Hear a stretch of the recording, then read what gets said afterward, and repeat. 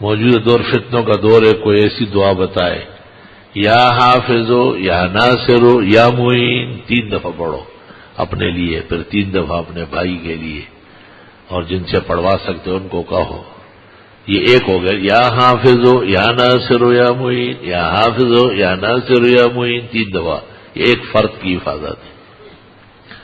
فاللہ خیر حافظ و ارحم الراحمین، یہ بھی پڑھنا بہت مفید ہے۔ تمام دنیا کا کیپسول، ڈرپ اور انجیکشن اور سارا میڈیکل اس کے سامنے زمین بوس ہے۔ وہ تو مہینے میں 6 مہینے میں کام کرے گا، یہ لمحوں میں کام ہو جاتا ہے۔ تو یقیناً لوگ نقصان بھی پہنچاتے ہیں اور اللہ نے اس کا توڑ بھی پیدا کیا ہے، لیکن ایسا نہیں جیسے ہر شخص آتا ہے میرے اوپر اثر ہے، ہاں تو داڑھی منڈاتا یہ اثر نہیں مان رہا ہے، میرے اوپر اثر ہے، نماز پڑھی ہے نہیں تو بے نمازی کا اثر تو ہے ہی آپ پہ، یہ نہیں مان رہا ہے۔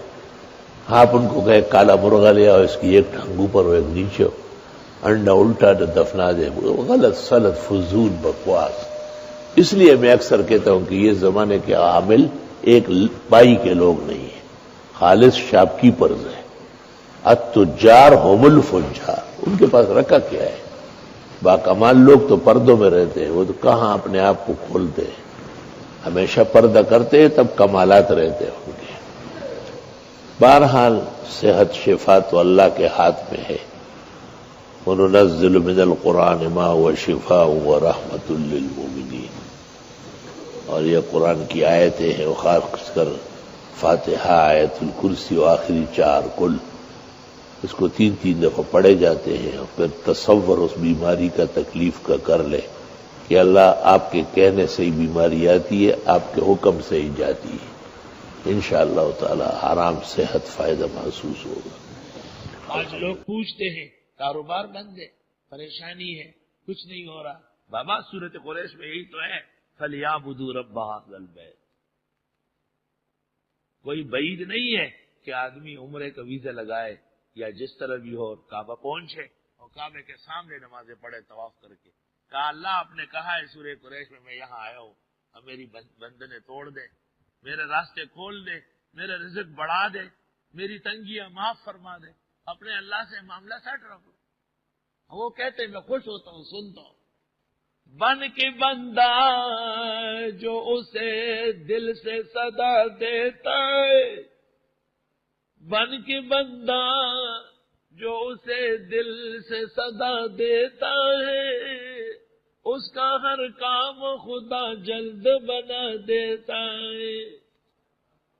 بن کے بندہ، فَلْيَعْبُدُوا رَبَّ هَٰذَا الْبَيْتِ، بن کے بندہ بننا پڑے گا، غیریت اور اجنبیت میں کام نہیں چلے گا۔ پس عبادت کرے اس گھر کے رب کی، وہ رب جو رزق دیتا ہے ان کو بھوک سے اور امن دیتا ہے خوف سے۔ آیت میں بے شمار فوائد ہیں۔ ہمارے ایک ساتھی ہے امام خطیب، بہت بڑے عالم فاضل، نہایت سیدھا سادہ، موجودہ زمانے میں ایک مجذوب شخص ہے، اس نے ایک دشمن کے خلاف مجھ سے مدد چاہی، میں نے سورہ تغابن دے دیا، چنانچہ وہ دشمن اللہ نے اپنے فضل سے ہٹایا۔ پھر ایسا ایک اور